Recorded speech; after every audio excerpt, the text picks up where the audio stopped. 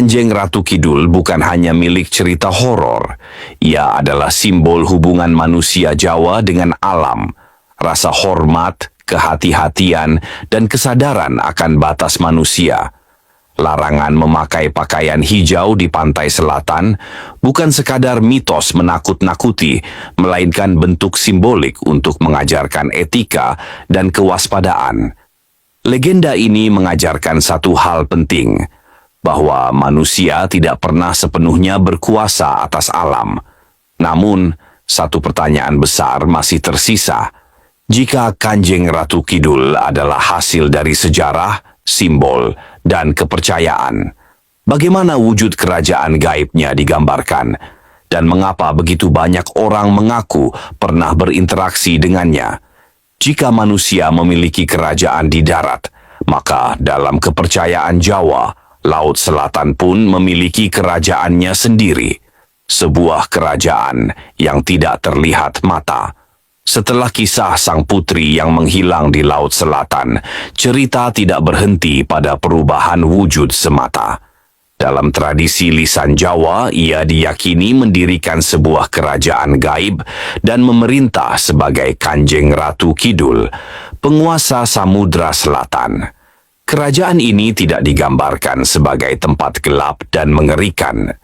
Justru sebaliknya, banyak kisah menyebutnya sebagai keraton yang megah, lengkap dengan istana, abdi dalem, dan tata aturan seperti kerajaan manusia. Gambaran ini mencerminkan satu hal penting. Bagi masyarakat Jawa, dunia gaib bukan dunia kacau, melainkan dunia yang memiliki struktur, etika, dan hierarki. Dalam berbagai cerita rakyat, kerajaan Kanjeng Ratu Kidul dipimpin secara absolut olehnya. Ia dibantu oleh para dayang, prajurit gaib, dan makhluk laut yang setia. Mereka dipercaya menjaga keseimbangan Laut Selatan, mengendalikan ombak, badai, dan arus laut. Menariknya, struktur ini sangat mirip dengan sistem keraton Jawa. Hal ini menunjukkan bahwa masyarakat memproyeksikan tata sosial manusia ke dalam dunia spiritual. Kerajaan gaib bukanlah khayalan tanpa aturan, melainkan cerminan dari nilai keteraturan dan harmoni. Dalam kepercayaan tradisional, wilayah kekuasaan Kanjeng Ratu Kidul membentang luas sepanjang pesisir selatan Pulau Jawa, dari Banten hingga Jawa Timur. Pantai-pantai seperti Parangtritis, Pelabuhan Ratu, pantai selatan Kebumen, dan Pacitan dipercaya sebagai titik-titik sakral, tempat batas antara dunia manusia dan dunia gaib menjadi lebih tipis.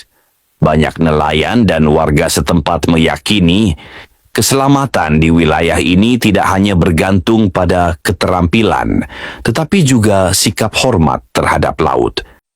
Kanjeng Ratu Kidul bukan hanya milik cerita horor. Ia adalah simbol hubungan manusia Jawa dengan alam, rasa hormat,